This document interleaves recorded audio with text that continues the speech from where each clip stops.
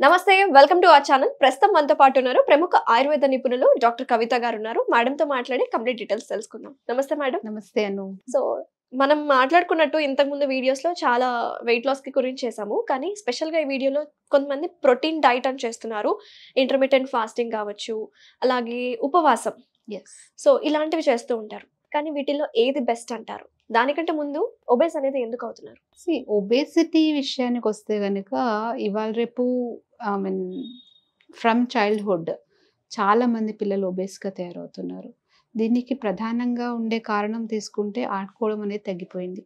Okay. ఆడుకోవడం అనేది అంటే ఒక ఫిజికల్ యాక్టివిటీ, జిమ్కి వెళ్ళడం అనేది ఒక ఫ్యాషన్ అయిపోతే స్కూల్లో ఆడుకోవడం అనేది పూర్తిగా తగ్గిపోయింది. There are no play grounds in any schools nowadays. అది అంటే ప్లే గ్రౌండ్స్ ఉన్న స్కూల్ అంటే అది చాలా మంచి స్కూల్, పెద్ద స్కూల్ అనుకోవచ్చు ఇప్పుడు. సో ఎప్పుడైతే ఆడుకోవడం అనేది తగ్గిపోయిందో ఫిజికల్ బాడీ ఎక్సర్సైజ్ తగ్గిపోతుంది, అలాగే మెంటల్లీ స్ట్రెస్ రిలీవింగ్ అనేది కూడా తగ్గిపోతుంది. You can't form a relationship with your peers unless until you're not playing. Team spirit కానీ ఒక టీంలో ఆడడం కానీ ఆ విధమైనది ఫామ్ అయ్యేది, యాటిట్యూడ్ అలాంటిది రావాలి అంటేనే ముందు చైల్డ్హుడ్లో మనం ఆడుకునే ఆటల్లోనే ఫామ్ అయిపోతుంది. The child know where to and when to. Okay. So ఒకటి అది ఒక రీజన్ అయితే, తర్వాత మనం తినే ఫుడ్స్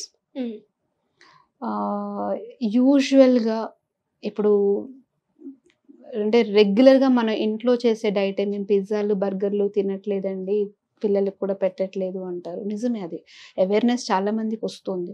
కాకపోతే మనం తినే diet right from the milk లోంచే సమస్యలు స్టార్ట్ అయిపోతుంది. చాలా వరకు హార్మోన్ రిడన్. ఒక అంటే యూజువల్గా ఒక ఆవు 10 లీటర్లు పాలు మాత్రమే ఇవ్వగలిగిన ఆవు నుంచి 40 లీటర్స్ తీస్తున్నారు అంటే where from it is coming? ఆటోమేటిక్గా ఇంజెక్షన్స్. సో ఆ హార్మోన్ రిడన్ మిల్క్ని మనం ఎప్పుడైతే చైల్డ్కి ఇస్తామో ఆటోమేటిక్గా చైల్డ్ గ్రోత్లో కూడా తేడా వచ్చేస్తుంది. సో చాలా వరకు ఈ hormone ridden milk, I mean hormone ridden foods మూలంగా young girls are getting into menarche by 9 to 10 years or max 11 years. Wherein 20 years back the menarche age was 13 to 14 years or 13 to 15 years was normal age. But nowadays it has come down to precocious puberty. అంటే 9 to 11 years మధ్యలోకి వచ్చేసింది అనమాట. That is because absolutely because of the food what we're taking. And కొంతవరకు అది helpless అయిపోతుంది. So ఆ విధమైన ఈ ఆర్గానిక్ అని దాని వెంట పడుతున్నాం అనమాట. అది కూడా ఏంటి అంటే క్లారిటీ లేదు కొంతవరకు. సో ఇది ఒక రీజన్. ఫిజికల్గా ఇన్యాక్టివ్గా ఉండడం, ఎక్కువగా సెల్ ఫోన్స్ ముందు కూర్చోవడం, so without any physical movement. So అదొక రీజన్. ఈ 2 కారణాల మూలంగా చిన్న పిల్లల్లోనే ఒబేసిటీ అనేది ఫామ్ అవుతుంది. ఇకపోతే like young adults like 17 years to 20-25 years adult ఏజ్లోకి వస్తే లాట్ ఆఫ్ ఉమెన్లో చూస్తే కనుక lot of menstrual problems. So hormonal imbalance like PCOD చాలా ఎక్కువగా వచ్చేస్తుంది. సో పిసిఓఎస్ ఉన్న వాళ్ళలో ఒక 60% of PCOS women are obese PCOS. Lean PCOS కూడా ఉంటారు, but maximum it is always obesity. So ఎప్పుడైతే పీరియడ్స్ ఇర్రెగ్యులర్ అవుతాయో బాడీ వెయిట్ పుట్ ఆన్ అవుతుంది. వెయిట్ పుట్ ఆన్ అవ్వగానే మళ్ళీ పీరియడ్స్ ఇర్రెగ్యులర్ అవుతాయి. సో ఇది బ్రేక్ అవ్వాలి అంటే the person has to do some physical activity.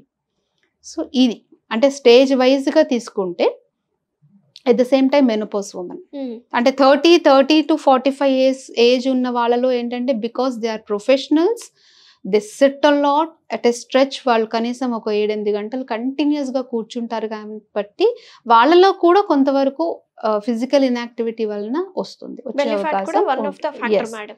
Belly fat కూడా దాని మూలంగా వస్తుంది. And after menopause calcium formation ఉండదు, మోకాళ్ళ నొప్పులు వస్తాయి. At the same time after menopause 5 kilos of weight gain అనేది ఒక గ్రేస్గా తీసుకుంటాం. ఒక్కొక్క స్టేజ్ లో వెయిట్ గెయిన్ అనేది ఈ విధంగా ఇవాల్టి రేపు కనబడుతున్న దాంట్లో ఫామ్ అవుతుంది అనమాట. ఈ జనరేషన్ ఇంత ఇంటర్లింక్ ఉందన్నమాట. బరువు పెరగడంగానే ఇన్ని సైడ్ ఎఫెక్ట్స్ వస్తున్నాయి.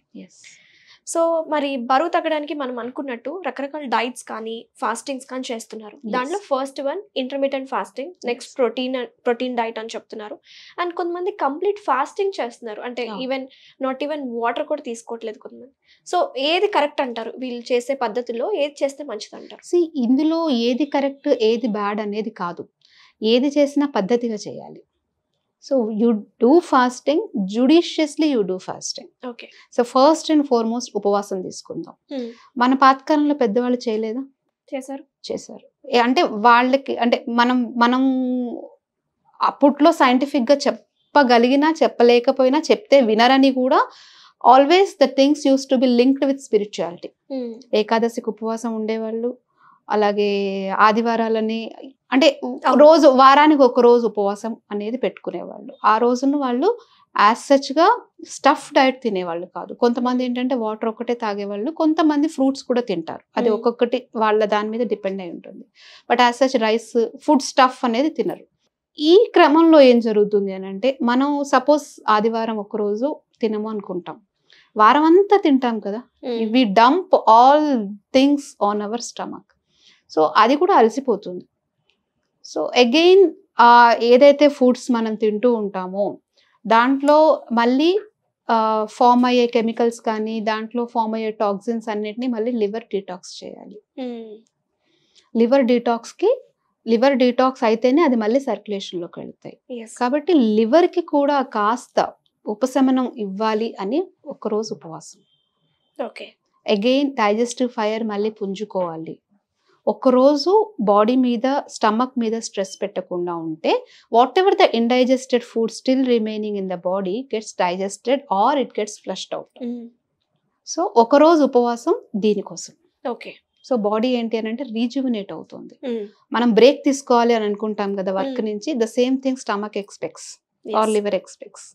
So giving a break for 1 day is giving a rest. So ఇది మేజర్ టిప్ అంటారు వెయిట్ లాస్ జర్నీ స్టార్ట్ చేసిన వాళ్ళకి.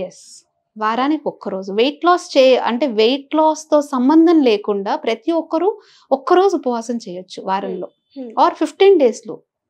బాడీ నెక్స్ట్ డే చాలా తేలికగా ఫీల్ అవుతారు. సో కమింగ్ టు మన ఆయుర్వేద కొన్ని గృహ చిట్కాలు అనేవి చెప్తూ ఉంటాయి కదా మేడం. సో బరువు తగ్గడానికి, అలాగే ఈ బెల్లీ ఫ్యాట్, ఈ విజరల్ ఫ్యాట్ కరిగించుకోవడానికి, సో అలాంటివి ఏమైనా ఉన్నాయా? చిన్న హోమ్ టిప్స్ చెప్తాను బెల్లీ ఫ్యాట్ కరిగించుకోవడానికి. త్రిఫల చూర్ణం అందరికీ తెలుసు. ప్రతిరోజు కూడా త్రిఫలా చూర్ణాన్ని యాజ్ ఇట్ ఈస్ పౌడర్ని తీసుకుని బెల్లీ మీద ఆపోజిట్ యాంగిల్స్లో, అంటే యూజువల్గా ఆయిల్ మసాజెస్ ఏంటి అని అంటే అప్వర్డ్ టు డౌన్వర్డ్ చేస్తాం, అనులోమనం అంటారు, అంటే పైనుంచి కిందకి. బట్ ఒబేసిటీలో మాత్రం ప్రతిలోమనం, అంటే కింద నుంచి పైకి వెళ్ళాలి. The stroke should be upwards. So triphala చూర్ణంలో కొద్దిగా వసపొడి కానీ సోంపు పొడి కానీ వేసి బాగా పౌడర్ చేయాలన్నమాట. పౌడర్ చేసి కొద్దిగా మైల్డ్ స్క్రబ్ లాగా చేసి అప్వర్డ్ మూమెంట్స్, అప్వర్డ్ స్ట్రోక్స్తో కనుక ఆ పౌడర్ మసాజ్ చేసుకున్నా కూడా హీట్ జనరేట్ అయ్యేదాకా మసాజ్ చేసి, దాని తర్వాత మళ్ళీ ఆయిల్ అప్లై చేసి సోనా బెల్ట్ కానీ లేదంటే హాట్ ఫోమెంటేషన్, హాట్ బ్యాగ్ పెట్టినా కూడా బెల్లీ ఫ్యాట్ కరిగే అవకాశం ఉంది, చాలా ఉంది. That can be done easily by everyone ఇంట్లోనే చేసుకోవచ్చు ఈజీగా. సో ఇంటర్నల్ గా తీసుకునే ఏమున్నాయి అంటారు? ఇంటర్నల్ గా మెడికేషన్స్ ఉంటాయి, లైక్ మేధోహర గుగ్గులని, ఆరోగ్యవర్ధని బట్టి. కానీ ఇదేంటంటే as such it differs from person to person. చాలా మంది నాకు ఫోన్ చేసి అడుగుతారు, నాకు వెయిట్ ఇంత ఉందండి, దీనికి హోమ్ రెమెడీస్ ఉన్నాయా అని. అంటే సమస్య అక్యూట్ గా ఉండి సమస్య ఎక్కువగా ఉంటే ఓన్లీ హోమ్ రెమెడీ అనేది ఎప్పుడూ సరిపోదు. When the acuteness or the gradation of the disease is low, అప్పుడు హోమ్ రెమెడీ అనేది సరిపోతుంది. బట్ అన్ని పరిస్థితుల్లోనూ, అన్ని ఇంటెన్సిటీల్లోనూ హోమ్ రెమెడీ సరిపోదు. అందరికీ ఒకేలాగా ఉండదు, డెఫినెట్లీ సరిపోదు, అందరికీ ఒకేలాగా ఉండదు. The person to person it varies. So they need medical management. ఆ డిఫరెన్షియేషన్ తెలిస్తే మంచిది. సో ఆయుర్వేదమే it is defined like that. వాళ్ళ బాడీ ప్రకృతిని బట్టి వాళ్ళకి ఏ మెడిసిన్ సెట్ అవుతుందో ఒక స్పెషలైజ్డ్ డాక్టర్స్ తెలుస్తుంది. ప్రతి పర్సన్ ఒక ఇండివిజువల్ గానే ఉంటుంది, ఒక జనరలైజ్డ్ ఇది అందరికి సరిపోతుంది అనేది ఉండదు. సో చాలా మంది ఇప్పుడు చేస్తూ ఉంటారు కదా మేడం, కొన్ని లెమన్ వాటర్ తీసుకోవాలి రెగ్యులర్ గా చెప్తూ ఉంటారు. సో అలాంటి జనరల్ గా చేసే ఎర్లీ మార్నింగ్ బ్రేక్ఫాస్ట్ కి ముందు అలాంటివి చేసే ఏమైనా ఉన్నాయంటారా? అంటే మామూలుగా మార్నింగ్స్ నేనేం చెప్తాను అంటే హాట్ వాటర్‌లో లెమన్ యాడ్ చేసి మార్నింగ్స్ తీసుకోమంటాను. అండ్ ఐ యూజువల్లీ సెంట్రల్లీ ఒబేస్‌గా ఉండే వాళ్ళకేంటంటే మిల్లెట్స్‌కి షిఫ్ట్ అవ్వమని చెప్తాను. Because millets they give dryness into the body. ఒబేస్‌గా ఉండే పర్సన్స్‌లో స్నిగ్ధత్వం ఎక్కువ ఉంటుంది. దానికి యాంటీగా రూక్షత్వం ఉండే గుణాలు కలిగిన ఫుడ్‌ని తీసుకుంటే గనక వెయిట్ లాస్ అనేది వచ్చేస్తుంది. Okay. Thank you so much madam. చాలా వివరంగా ఎక్స్ప్లెయిన్ చేశారు. వెయిట్ అనేది ఎందుకు పెరుగుతున్నారు, సో ఫాస్టింగ్ చేయడం వల్ల ఉపయోగాలు ఎలా ఉంటాయి, అలాగే మంచి మంచి ఆయుర్వేదంలో ఎలాంటి ట్రీట్మెంట్స్ ఉన్నాయి, చాలా డీటెయిల్గా ఎక్స్ప్లెయిన్ చేసినారు. Thank you so much. Thank you.